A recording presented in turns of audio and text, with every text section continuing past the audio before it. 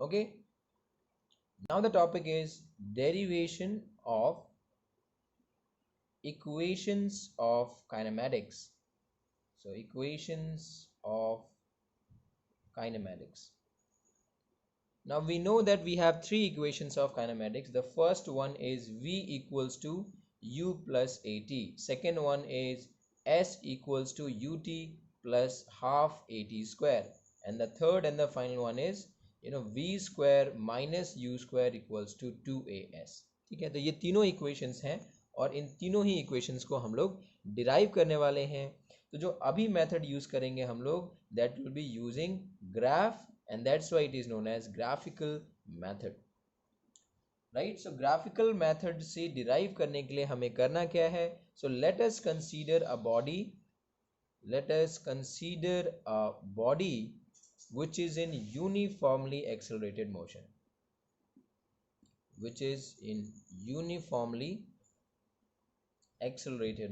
ठीक है. तो हमने मान लिया है कि जो बॉडी है उसका एक्सेलरेशन क्या है? कांस्टेंट है. ओके, दैट मीन्स ए क्या हो जाएगा? तो ए अपने लिए हो जाएगा कांस्टेंट. तो हम लोग इसका एक ग्राफ ड्रॉ करेंगे. तो ग्राफ को ज़रा ध्यान से समझना, राइट? सो लेट्स से अभी टाइम 0 है और इस टाइम पर जो वेलोसिटी है मान लेते हैं वो कितनी है? u है. यानी when the time is 0 let the velocity of the body be u, and let's say at time t the velocity of the body changes to v. मतलब जब टाइम t हो गया तो वेलोसिटी कितनी चेंज हो गई? v हो गई. तो ये हो गया अपना 10. और since it is a uniformly accelerated motion तो ग्राफ क्या होगा? सो graph will be a straight line. तो इनिशियल वेलोसिटी क्या है? दैट इज u जब टाइम कितना है? 0. एंड फाइनल वेलोसिटी कितनी है? v when the time is t. Now we have to derive these three equations using this graph. कैसे करेंगे? तो सबसे पहले इसमें कुछ पॉइंट्स के नेम देते हैं. For example let's make it a, then b, c, d and e. So we have named the various points. ठीक है, अब क्या निकालना है? Let's say this angle is theta. और cd की वैल्यू कैसे निकालोगे? So the value of cd is very simple. CE minus DE. तो CE कितना है? We have V. और DE कितना है? U. तो ये जो वैल्यू होगी that is V minus U. What is this value? तो मैंने पहले ही बता दिया, दिस वैल्यू इज U.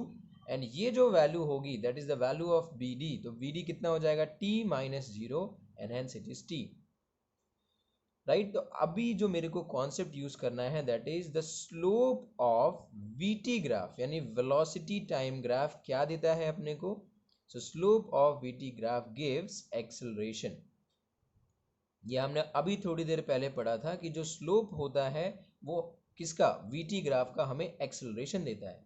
और स्लोप कैलकुलेट कैसे करते हैं? तो स्लोप को अगर हम m से रिप्रेजेंट करें so it is given by the tangent of the angle made by that line. तो यहाँ पे टेंजेंट क्या होगा? तो ये देगा अपने को acceleration. So acceleration will be tan theta. Now in this triangle here, ये जो BCD ट्राइंगल है मैं लिख देता हूँ यहाँ पे.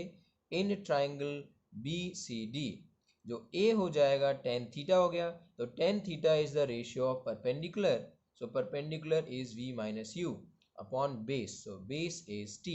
नाउ अगर इसको थोड़ा सा रीअरेंज अगर हम कर देंगे सो this is 80 is equals to V minus U, or we can also say it V equal to U plus AT. So this is the first equation. So अभी हमने क्या derive किया है? We have derived successfully the first equation of kinematics. In a similar manner अगर हमें second equation को derive करना है so let's see what will be our approach. ठीक है, so I hope that this first equation is clear. Okay, once again slope जो होगा, क्या होता है slope?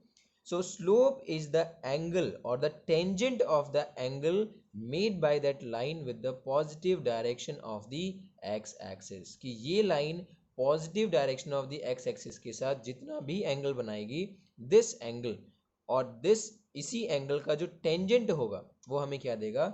slope देगा. Got it? Now let's move on to the next one which is the second equation. ठीक है, तो I hope this first equation is clear.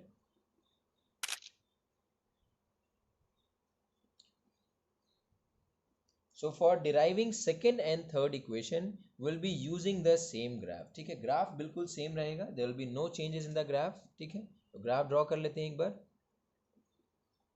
So let's say again the graph is look something like this. So at time t is equals to 0, the velocity was u, and at time t we have velocity which is v, ठीक है। जब t equal to 0 है तो velocity u हो गई, जब t time हो गया velocity v हो गया। Okay, let's make this angle theta. अब कुछ नेमिंग्स दे देते हैं। So a b c d and e, so these are the various points. अब इसके बाद ये वैल्यू हम ऑलरेडी निकाल चुके हैं which is v minus U, and ये वैल्यू भी निकाल चुके हैं which is t। Now the next concept that we are going to use is the area under vt graph. So area under velocity time graph gives distance covered by the body, the distance covered by the body। क्या मतलब है इसका कि जो भी velocity time graph हम बनाते हैं किसी भी बॉडी के लिए, whether it is like this और लाइक दिस, ठीक है, तो जो भी मान लो ये ए पॉइंट है और ये बी पॉइंट है, तो इस ए से लेके बी तक का जो भी एरिया होगा, ये एरिया हमें क्या देगा, this area will give the distance or the displacement covered by the body। जैसे मान लो ये हो गया, अगेन ये हो गया A point, this is B point, so this area will give us the total distance traveled by the body। अब उसी तरीके से हमारा जो इस बार ग्राफ है it is something like this। तो मान लो ये हो गया point A, this is point B, तो यहाँ से यहाँ तक ये वाला जो एरिया होगा वो हमें क्या देगा, so this area will give us the distance covered। Now the question is how can we identify or calculate this area? So area under, I have already written na, area under VT graph gives distance. So let the distance covered by the body be S. So let the distance covered by the body be S। तो मैंने S मान लिया है, B S, capital S मान लिया।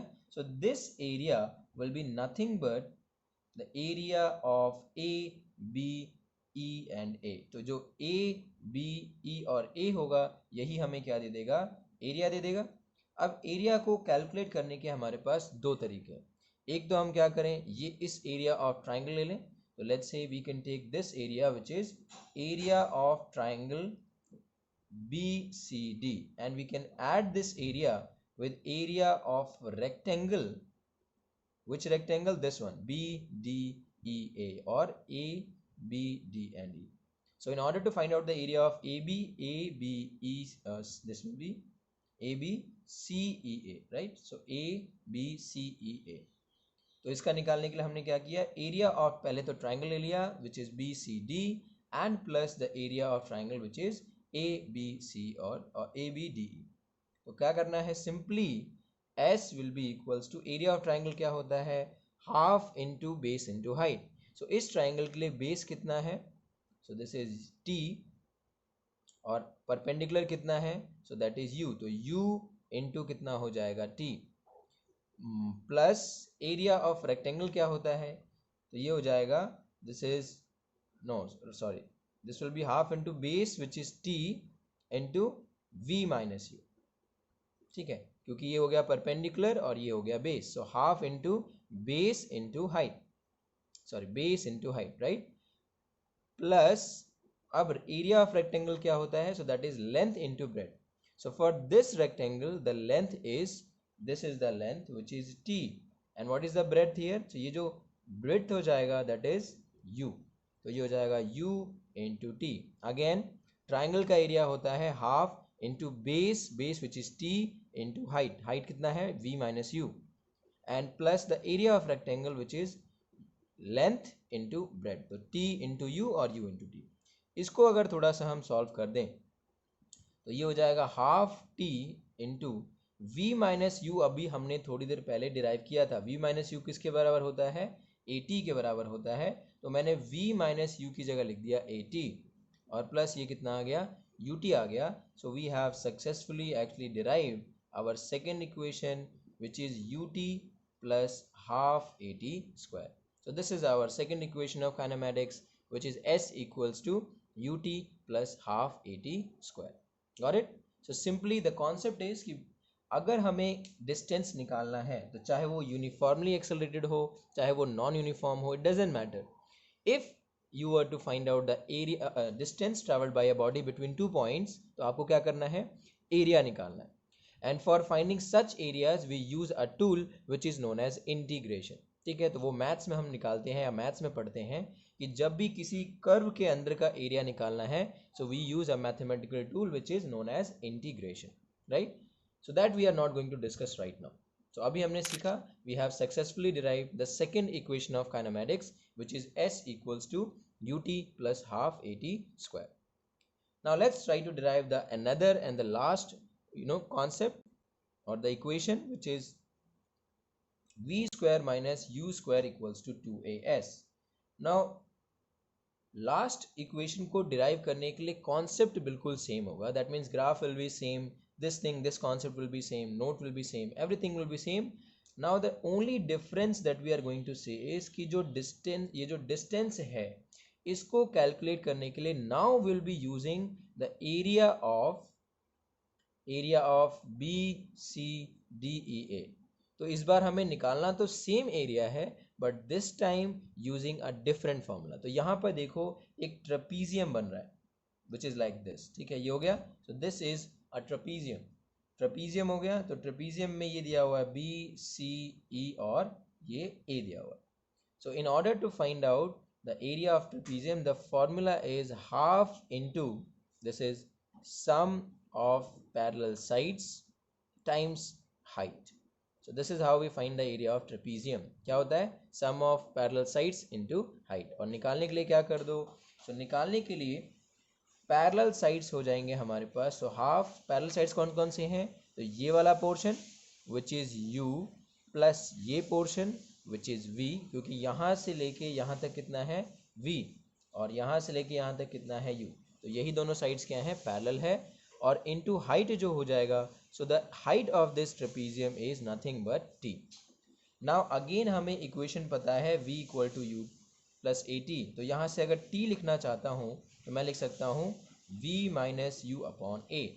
तो इस t की वैल्यू को हम यहाँ पे पुट कर देंगे. So our equation will become u plus v times v minus U upon A and this is s here. So 2 times a और टाइम्स s, सो ये हो जाएगा 2as. और यहाँ से देखो a minus B times a plus B, तो ये हो जाएगा a square minus b square. Got it? So we have successfully obtained now the last equation of kinematics, which is v square minus u square is equals to 2as. Right? So समझ में आया कैसे equations को derive करते हैं. So in this lecture we have discussed about the various equations of kinematics and how to derive these equations using graphical method. So is there any problem? किसी को किसी तरह की प्रॉब्लम है इस टॉपिक से? Okay, part is saying no, fine. Sir can you explain the last one again, this one, this thing? Okay, just practice it once ना, once और twice you will get it. ठीक है, आप एक बार practice करोगे तो आपको समझ में आ जाएगा. Okay, Chhavi and mall is saying no problem sir, fine, that's good. Okay, I'll be sending these derivations in the group itself. ठीक है, मैंने स्क्रीनशॉट ले लिया है, so I'll be sending it, so don't worry about that. Okay, so you are saying to explain the last one again, right? So जब तक मैं एक बार अटेंडेंस ले लेता हूँ. ओके दीपक, क्लियर है, बट कुछ लोग को अभी भी क्लियर नहीं होगा, तो let me explain it again. ठीक है, तो let me just take the attendance for a moment.